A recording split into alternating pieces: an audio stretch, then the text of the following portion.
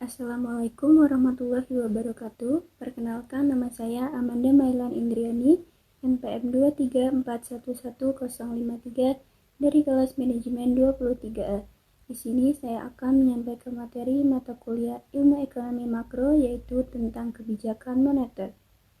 Kebijakan moneter pada dasarnya merupakan suatu kebijakan yang bertujuan mencapai keseimbangan internal atau pertumbuhan ekonomi yang tinggi, stabilitas harga, pemerataan pembangunan, dan keseimbangan eksternal atau keseimbangan neraca pembayaran serta tercapainya tujuan ekonomi makro, yakni menjaga stabilitas ekonomi yang dapat diukur dengan kesempatan kerja, kestabilan harga, serta neraca pembayaran internasional yang seimbang.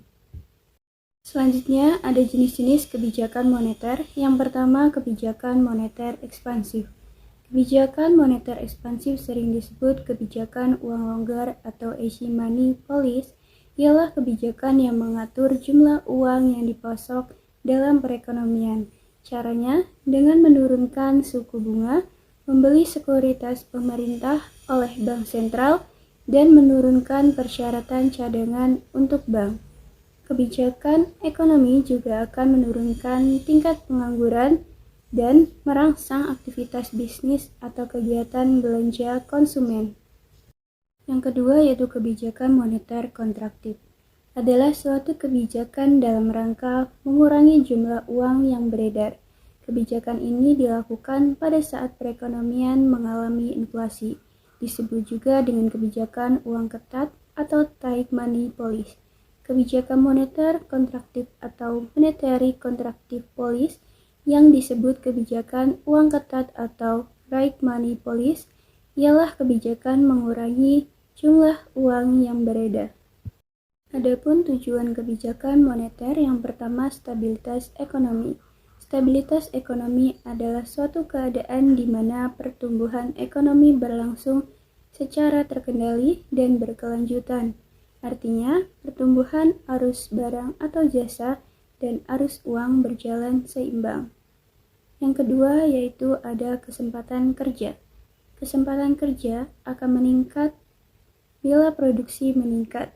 Peningkatan produksi biasanya diikuti dengan perbaikan nasib para karyawan ditinjau dari segi upah maupun keselamatan kerja. Perbaikan upah dan keselamatan kerja akan meningkatkan taraf hidup karyawan dan pada akhirnya kemakmuran dapat tercapai. Yang ketiga, kestabilan harga. Kestabilan harga ditandai dengan stabilitas harga barang dari waktu ke waktu. Harga yang stabil menyebabkan masyarakat percaya bahwa membeli barang pada tingkat harga sekarang sama dengan tingkat harga yang akan datang, atau daya beli uang dari waktu ke waktu adalah sama.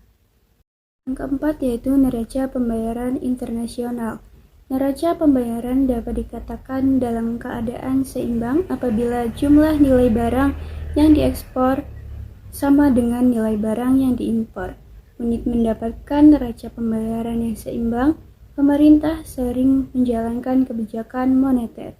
Contohnya adalah dengan melakukan evaluasi.